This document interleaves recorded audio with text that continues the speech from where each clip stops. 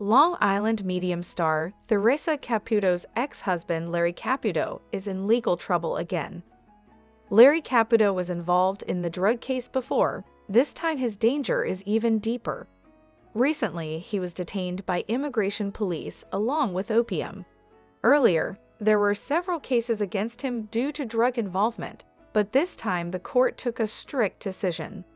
When brought to court, the judge, considering the seriousness of his crime, sentenced Larry to 7 years in prison. This verdict is going to change his life, where he will spend a long time in prison.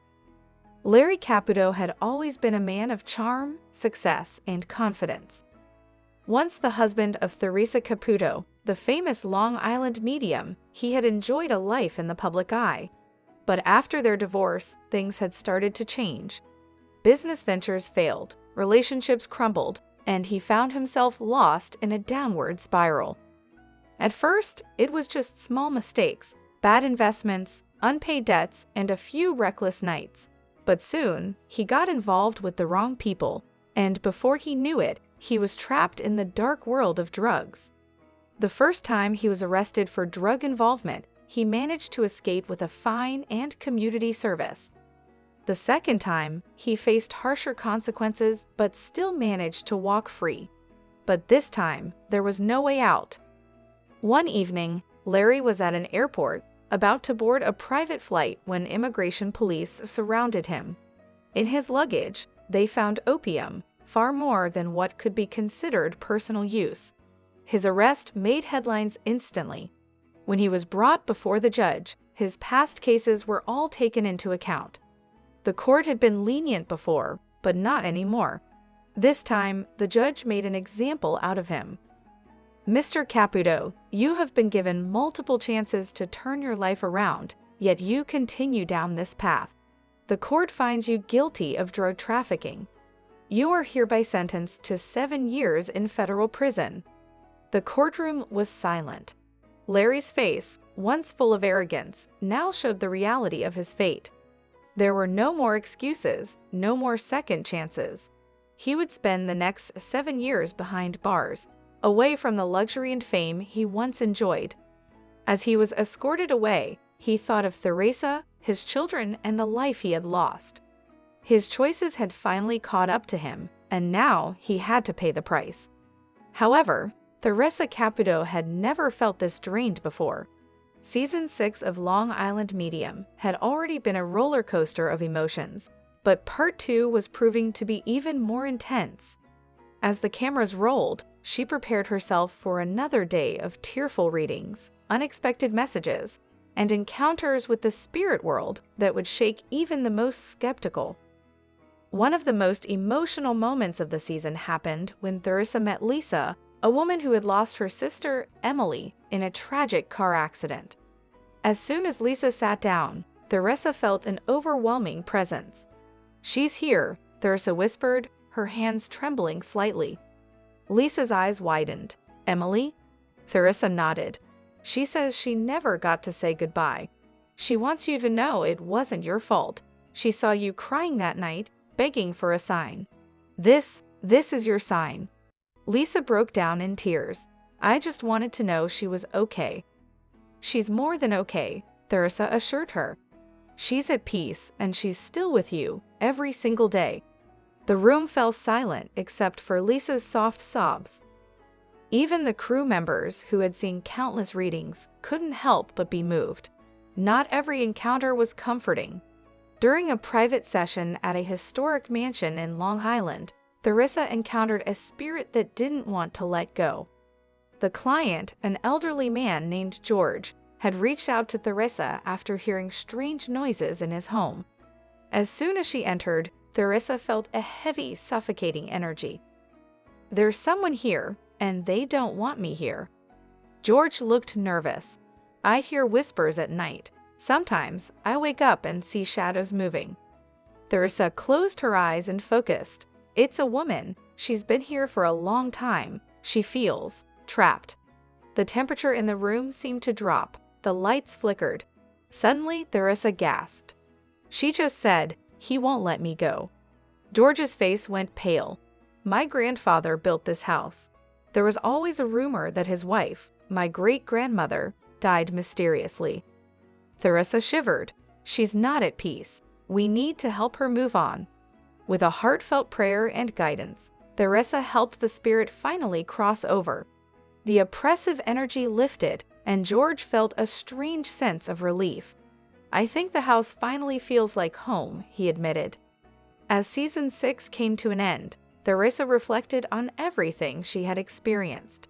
So many families had found closure, so many spirits had found peace. But there was one moment she would never forget, a reading for a young girl named Mia, who had lost her mother to cancer. Holding Mia's tiny hands, Theresa spoke softly. "Your mom is here, sweetheart. She says she loves you more than anything in the world." Mia smiled through her tears. "Does she miss me?"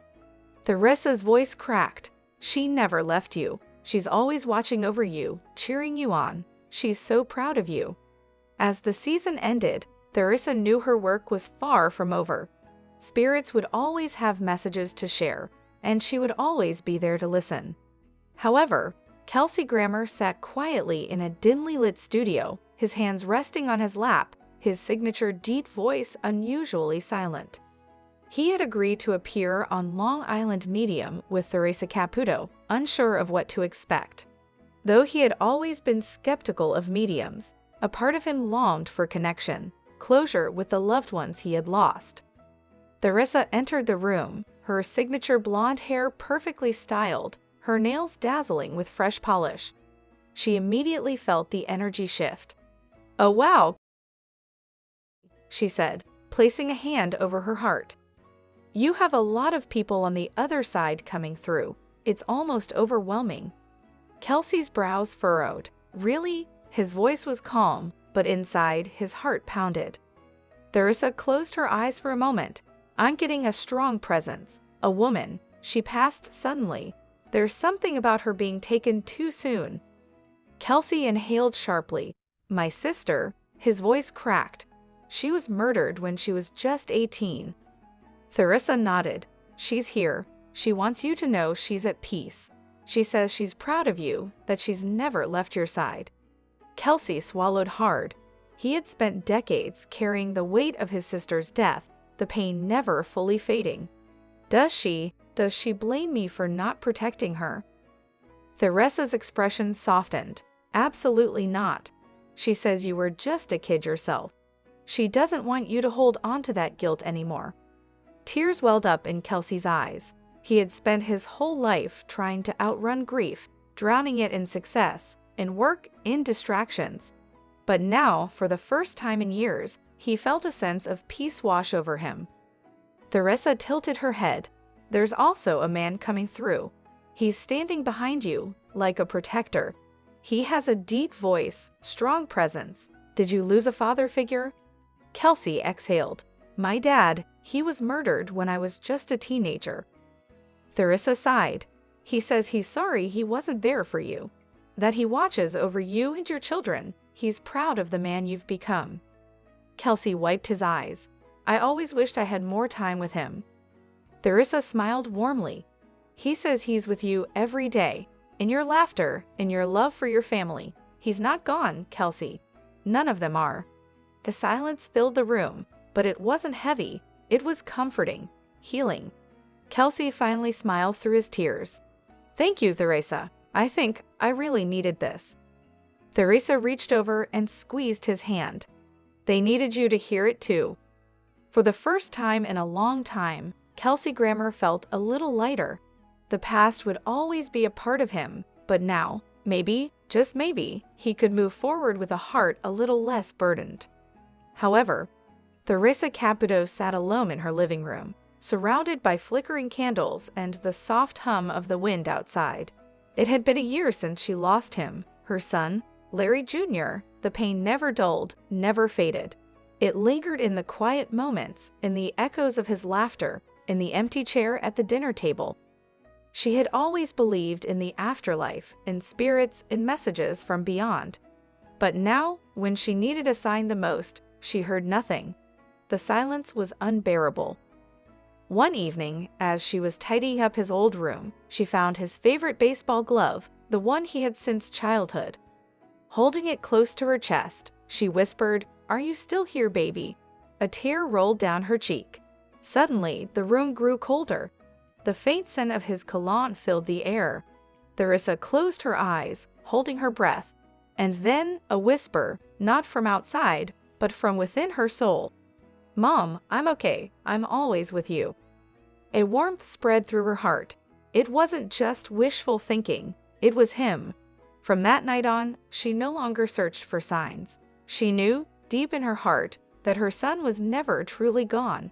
He lived in her memories, in her love, and in every whispered breeze that passed through her home. However, it was a chilly evening in Long Island when I first heard my father, Larry Caputo, had been hospitalized. The news hit me like a brick. My relationship with him had been rocky since his divorce from my mother, Theresa Caputo, the famous Long Island medium. But despite everything, he was still my father. I rushed to the hospital, my heart pounding. When I arrived, I found my mother already there, standing at the foot of his bed. The tension between them was thick, but for once, they weren't arguing. Instead, they were silent, watching the man they both once loved and still cared for. Dad had been diagnosed with cancer. It was aggressive, and the doctors weren't optimistic. But if there was one thing I knew about my father, it was that he was a fighter. As the days passed, Mom visited him often. At first, I thought it was out of guilt, but then I realized she still loved him in her own way. She brought her spiritual energy into the room, whispering words of encouragement and holding his hand when he felt weak. One night, I overheard their conversation. "I don't regret our life together," Dad said, his voice hoarse. "I just regret how it ended." Mom wiped a tear away and whispered, "We were meant to be, Larry, even if it didn't last forever." Their words lingered in the air like ghosts of the past, and for the first time in years, I saw a glimmer of peace between them. Dad fought hard, but the battle wasn't in his favor. When the time came, we were all there, me, my sister Victoria, and even Mom. As he took his last breath, Mom closed her eyes and whispered, "You'll always be with us." And I believed her, because if anyone knew about the afterlife, it was Theresa Caputo. However, it was a crisp autumn afternoon when Lisa stepped into the small reading room where Theresa Caputo was waiting. Lisa's hands trembled as she clutched a tissue, her heart pounding in her chest. She wasn't sure she believed in mediums, but grief had a way of making people seek answers in places they never imagined. Theresa greeted her warmly, her signature blonde hair and kind eyes offering a sense of comfort. "Honey, you've been carrying a lot of pain," she said gently, reaching for Lisa's hand. Lisa swallowed the lump in her throat and nodded. "My fiancé, Jake, he took his own life a few months ago," she whispered, her voice breaking. Theresa closed her eyes for a moment, then took a deep breath. "He's here," she said suddenly, "and he wants you to know he's sorry." Lisa gasped. "What do you mean?" Theresa's eyes softened. "He's showing me a ring. You're engaged." He never wanted to leave you, but he felt like he had no choice. Tears spilled down Lisa's cheeks. "I should have seen the signs. I should have helped him." Theresa shook her head. "He's saying, 'Please don't blame yourself, Lisa. This wasn't your fault.'" She paused, listening intently. "He's talking about a letter. Did he leave one?" Lisa covered her mouth with her hands. "Yes, but I couldn't bring myself to read it." Theresa smiled softly. "He's telling me you need to. He put his love for you in those words, and he wants you to find peace." Lisa let out a shaky breath. Does he still love me?" Theresa's eyes welled with tears. "Oh, honey, he never stopped. He's saying you were the best thing in his life, and he'll always be with you." For the first time in months, Lisa felt a warmth she hadn't known since Jake's passing. Maybe, just maybe, she could start healing. Hello, lovely viewers. Welcome to my channel. I am Mina. Hope your day is so well. If you like the video, don't forget to subscribe the channel.